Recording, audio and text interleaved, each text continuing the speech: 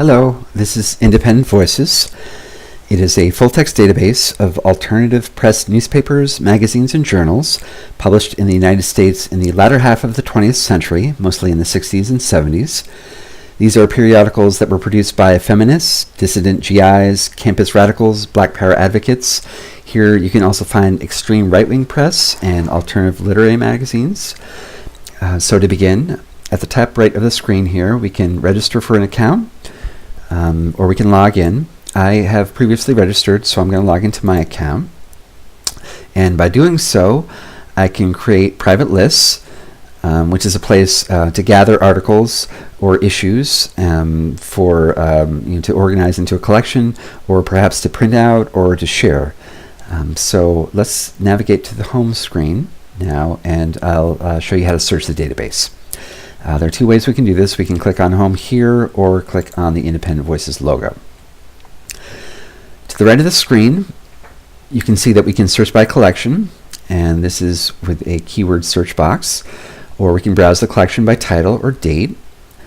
For a more advanced search, we can click on Search here. We have two tabs, one for the simple search, one for the advanced search. And in addition to typing the keyword, we can search for an exact phrase by enclosing that phrase within quotes. We can also use our Boolean operators. If we click on the Advanced Search tab, you can see that we can search by date or within a particular publication. We can search within the full text of a periodical, or within the periodical itself, we can search within the comments or tags. We can also search by publisher or author here. As far as the display results, we can display the results by text. We can also display them by image, which is kind of cool. And we can see our search history here. So let us search for a simple term. We'll use Manhattan. And looks like I searched for this previously.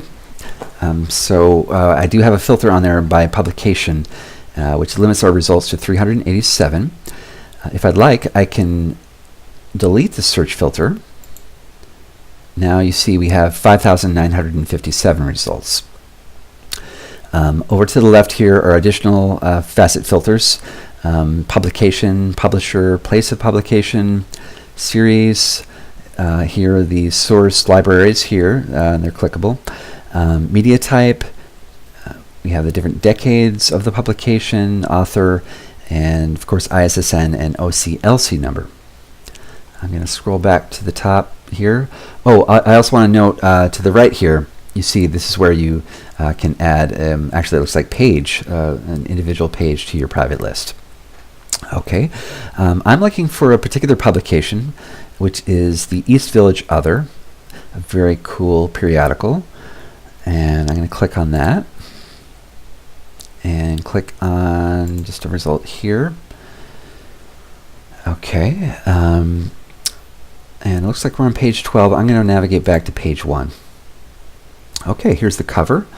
To the right, we can zoom in further, we can zoom out, we can make the screen a little bit larger, or I should say the document viewer a little bit larger, and we'll do so. Here it is. I'm going to scroll through just a little bit so you can get a sense of what it looks like. I absolutely love this sort of thing. Very, very cool. Fascist follies. Here we can navigate to the next issue. Again, some more issues. Okay. Let's scroll down a little bit. All right, now you can see the text of the periodical is very small. It's kind of difficult to read sometimes. So there is a nice feature that the database has where if you click on the page in the document viewer, and then to the left here, click on the text tab, you see that will show you the text. I think that's very cool and very helpful. Also, below this text, you see this is where, had we done an advanced search for comments, we would find the comments for this particular article, or periodical, I should say. Okay, let's go back to the home page. In addition to search, there are various ways in which we can browse the collection. And for a collection like this, I think browsing is a wonderful thing to do. There's so many interesting and diverse kind of indie publications. I highly recommend you all check it out. All right, so here, browse by title, browse by date, by the source library, or by the series. Okay, finally, let's look at the help menu.